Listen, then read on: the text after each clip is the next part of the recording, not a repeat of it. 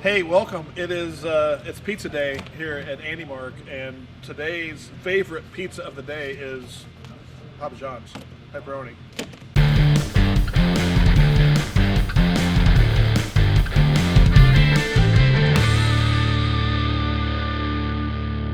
I'm excited about the new game. I think we talked about that last episode.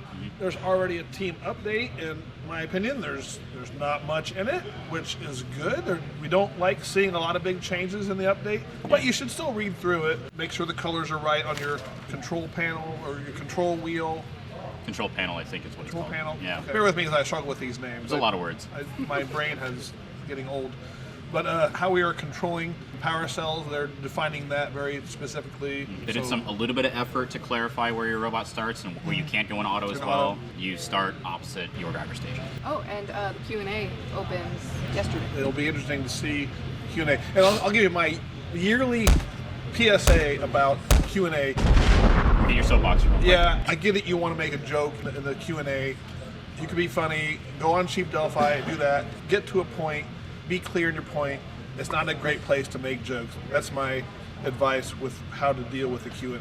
There's a couple of these angle generators from the hanging situation with balancing. People on CD have put together these calculators so you can just drag robot weights around, put different values in, and see if it's going to yield a balanced situation or not. It's actually surprising that it seems, once you look at the calculators, it seems easier to do than one would think. It's not a traditional teeter-totter, right? Yeah, the geometry isn't necessarily intuitive. So one question that came up in the office is if it's swinging after the timer ends, that might be a tricky situation to call.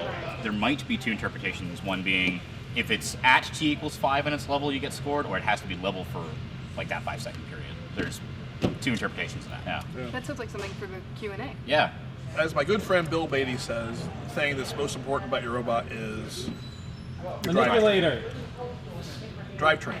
As my friend Bill Beatty says, there's three things that are important about your robot. The first thing is drivetrain. Yep. The second thing is drivetrain.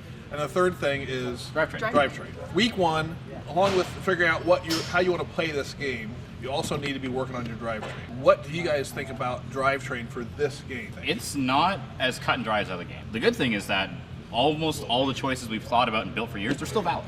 It's still a mostly flat field. There's some small trade-offs. There's a lot of people talking about pneumatic wheel drivetrains because they're worried about all of the steel barriers in the center, which is great. It'll make that a little bit smoother, but you might have to spend more effort in aiming your robot to the high goal because you have to deal with the turning scrub of a high-traction drivetrain. Whereas hard plastic wheels, a little less scrub, a little easier to aim, but it might be rougher over the center if you choose to go that pathway. What is best for your robot goals? Like, what are you trying to do in the match should dictate what this drivetrain is.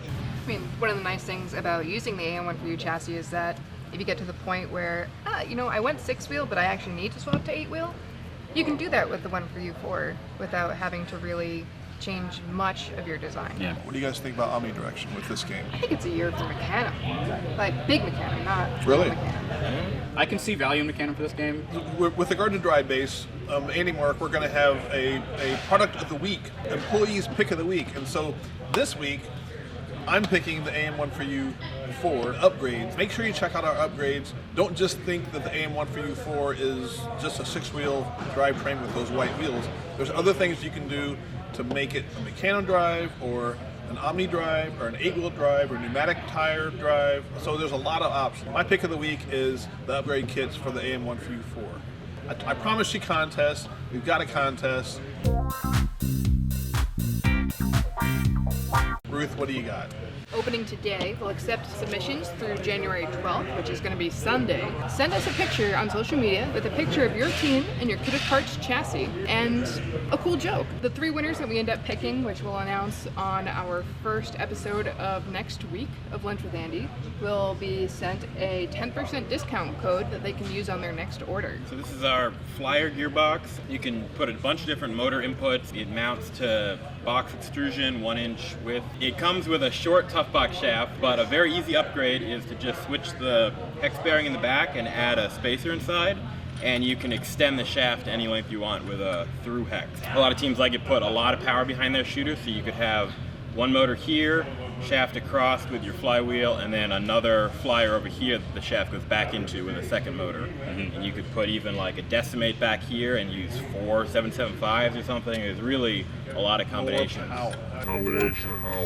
Shipping now. So we'll see you next time. I'm sure we'll go out somewhere fun. Please join us. All right, well, keep it up. Be safe and have fun building your robot.